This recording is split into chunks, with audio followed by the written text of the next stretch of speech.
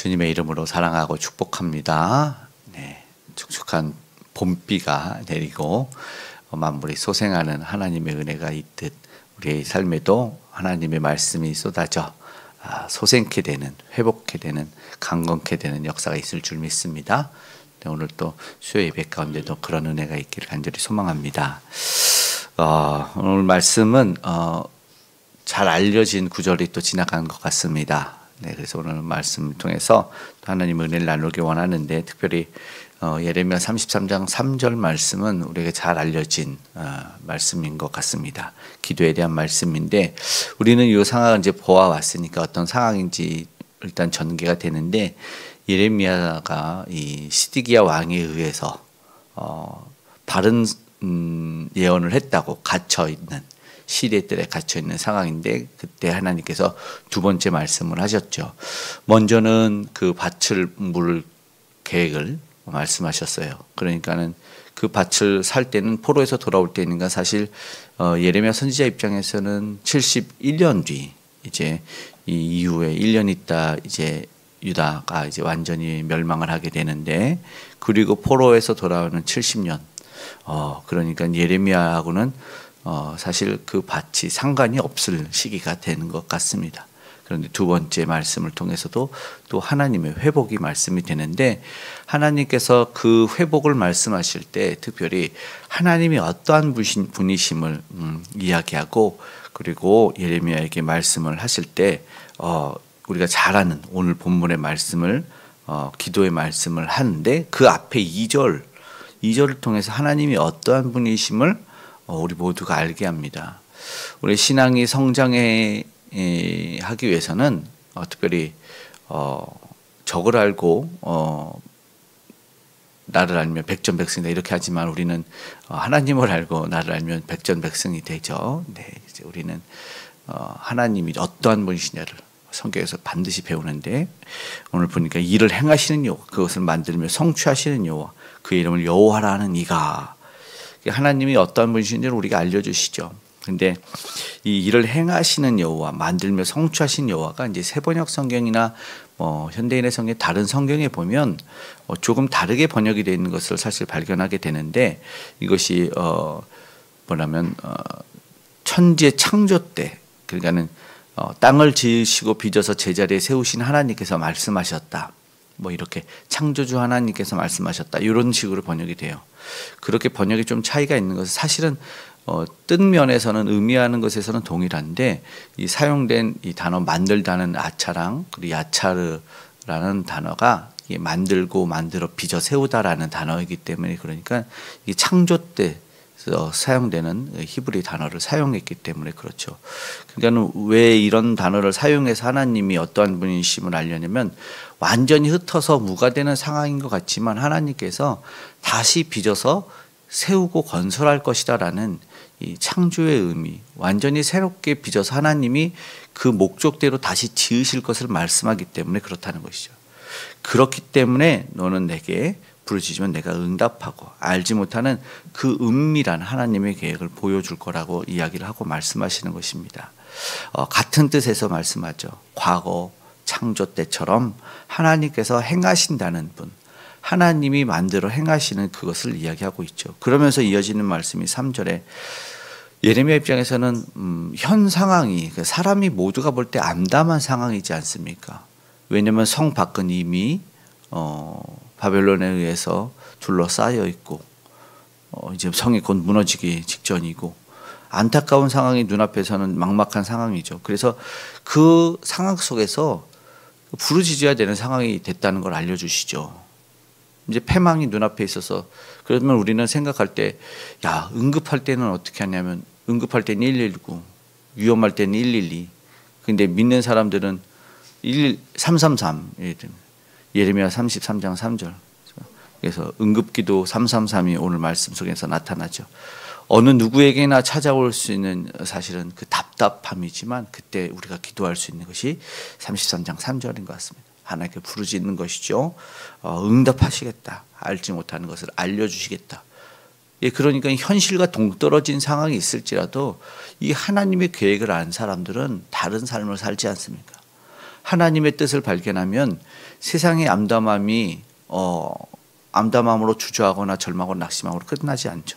그 소망의 빛을 발견하는 순간, 하나님의 뜻과 계획을 발견하는 순간 기쁨과 희망으로, 그리고 그걸 깨달으면 평강으로 우리가 살아가게 되는 것이죠.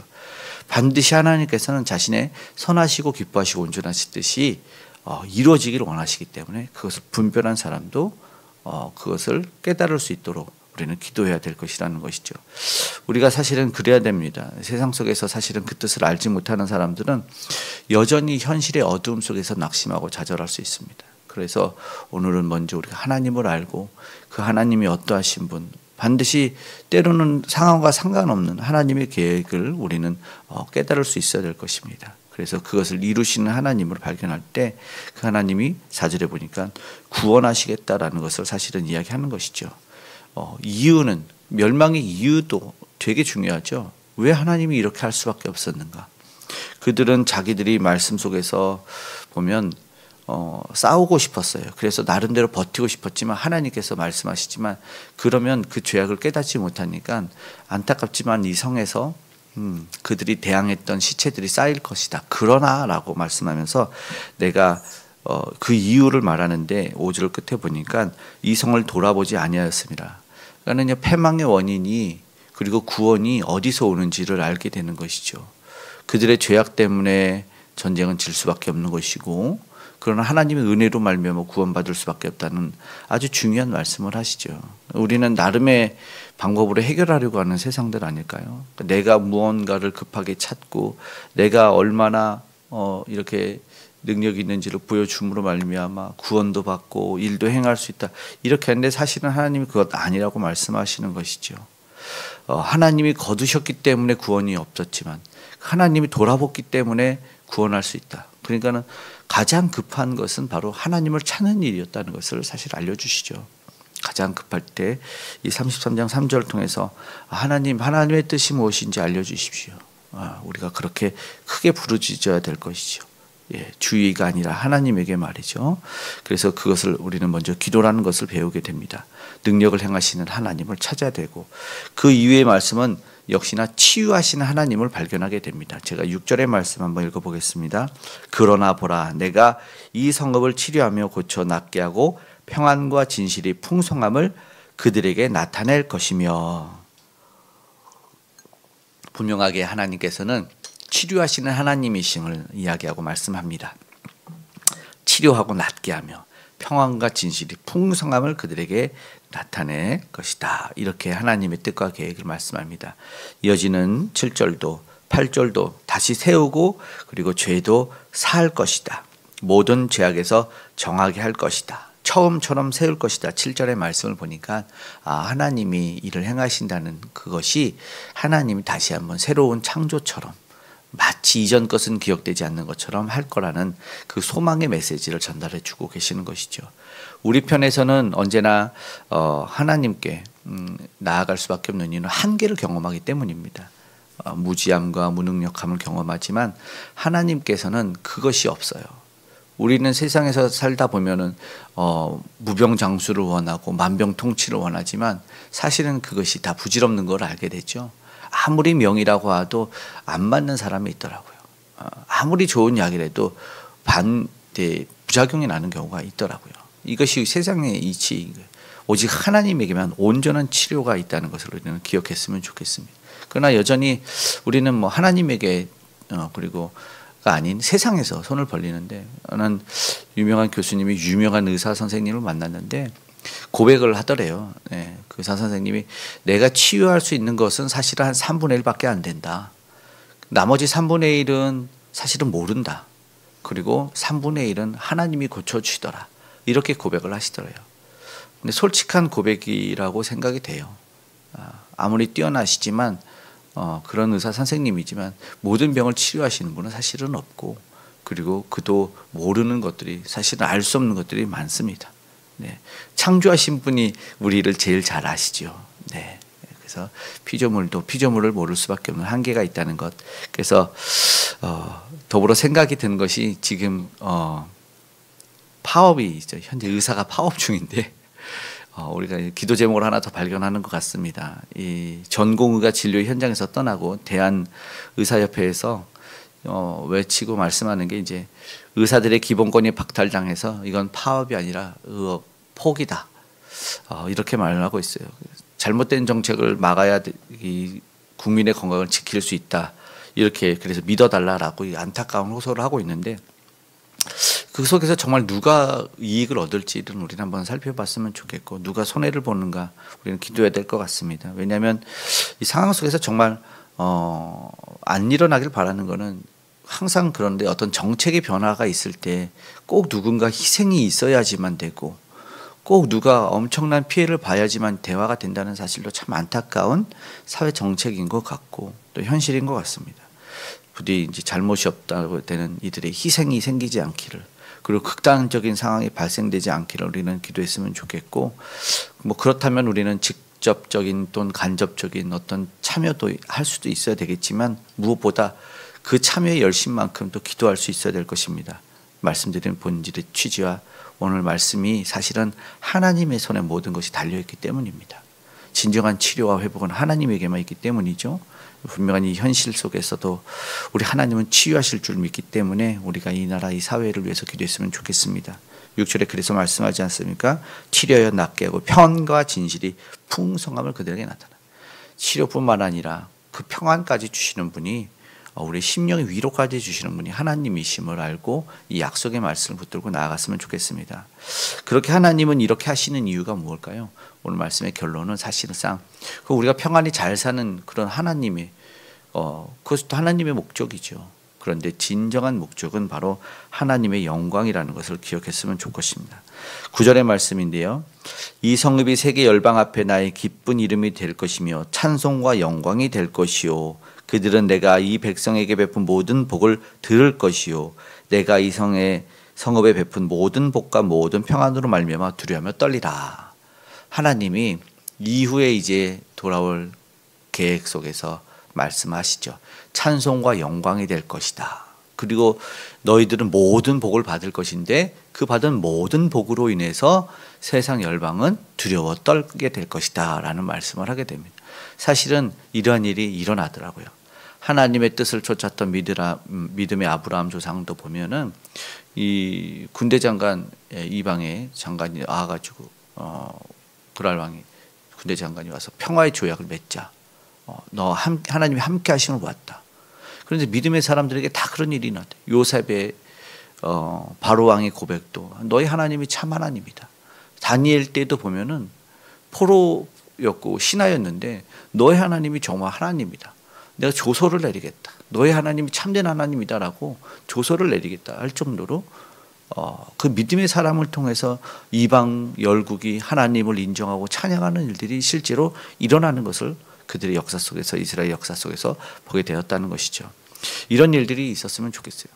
살아계신 하나님이 누구와 함께 하는지를 보여주고 그 은혜와 복 주시는 하나님이 어떠한 분이신지를 우리 삶을 통해서 우리의 믿음을 통해서 드러났으면 좋겠습니다. 우리도 지금 우리의 삶에서도 사실은 그 하나님이 놀랍게 일하고 계시기 때문에 우리가 믿음의 삶을 살 때 세상이 두렵고 놀라게 될 것이고 야 정말 하나님이 살아계시구나. 근데 우리가 믿음이 없어지면 어떻게 되는지 아시죠? 와, 그 하나님은 안 계시는구나. 우리가 믿음 없는 행동을 할 때 다 가짜구나가 될 것입니다. 그래서 오늘 우리는 소원했으면 좋겠어요. 하나님 살아계시는 보여주고 나도 저 하나님을 믿고 구원받는 일이 있었으면 좋겠다. 나도 평안과 모든 복을 누렸으면 좋겠다라는 그들에게도 소망이 생겨났으면 좋겠다라는 것입니다. 그래서 이어지는 하나님의 결론이 그 성에 끝절까지 생각해서 13절까지 보면은 기쁜 소식이 들린대요. 11절에 보니 즐거워하는 소리들이 들린답니다. 이것이 오늘 우리가 듣고 싶은 것 아닐까요? 지난날의 모든 것이 사라지고 전쟁과 기근이 없어 평화로운 그 세상을 하나님께서 허락해 주신대요. 해치는 짐승들도 사라질 것들, 그리고 목자가 다시 임해서 자기의 양들을 돌보는 아름다운 목양이 이루어지는 시대를 하나님이 허락해 주시겠다고 이야기하는 것은 바로 하나님의 놀라운 회복의 약속을 이야기하고 계시다는 것이죠. 그것이 왜요? 오직 주님의 영광이 드러나는 일이기 때문이라는 것이죠. 오늘도 우리가 간절히 기도하기를 우리가 알지 못하고 암담한 현실이 있을 때 응급적으로 하나님께 기도해서 엎드릴 때 하나님에게 놀라운 치료를 경험하게 되고 우리는 그 놀라운 은혜의 복 받고 하나님께 감사와 영광을 진실되게 올려드릴 수 있는 우리 모두가 되기를, 때로는 그리 아니할지라도 하나님께 영광을 돌리는 삶이 되기를 간절히 소망합니다. 아멘. 기도하겠습니다. 사랑의 아버지 하나님 감사합니다. 시급하여 아버지 때로는 암담하여 오직 주님 앞에 엎드립니다.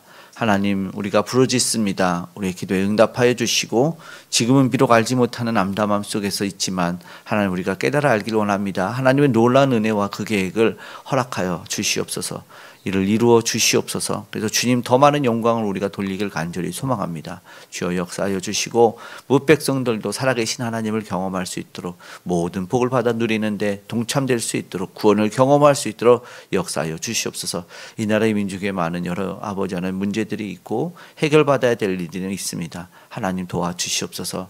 안타까운 국민이 그 생명이 아버지 하나님 피해되어 아버지 잃어가는 일이 생겨나지 않도록 하나님 이 의사분업 파업 가운데도 주께서 함께하여 주시고 아름다운 정책이 아버지 이 나라의 민족 가운데 일어날 수 있도록 주여 도와주시옵소서. 하나님의 지혜가, 하나님의 놀라운 능력이 나타나 통치하심이 우리 삶에 이어지길 간절히 소망합니다. 하나님 역사하여 주시옵소서. 평화의 나라와 우리 아버지 속한 모든 사회와 그 곳곳 공동체에도 그 은혜를 베풀어 주시옵소서. 세계 열방이 이제 두려워한 일들이 아버지 그 전쟁의 기근이 떠나가게 하여 주시고 아버지 북녘의 우성도 무너지게 하시고 아름다운 평화의 통일이, 그 복음의 능력이 모두에게 나타날 수 있도록 도와주시옵소서. 우리 사랑하는 믿음의 성도님들 그 삶의 현장에 나타나게 하시옵소서. 가정 가운데, 그 기업 가운데, 일터에 하나님의 은혜가 임할 수 있도록 도와주시옵소서. 특별히 귀한 다음 세대가 잘 자라나기를 원합니다. 내일은 우리 다음 세대 아버지 하나님 믿음으로 우리 신앙 아버지 역사 탐방 갈 텐데 하나님 도와주셔서 안전하게 또 은혜 가운데 다녀올 수 있도록 주여 도와주시옵소서. 오늘 이 오전에 있어질 수요 예배 가운데도 하나님의 은혜가 아버지 기름 붓듯 부어주시길 간절히 소망합니다. 오늘 가지고 나온 모든 우리의 기도의 제목에 가장 선하게 응답하실 하나님을 기대하며 고마우신 우리 주 예수님의 이름으로 기도드리옵나이다.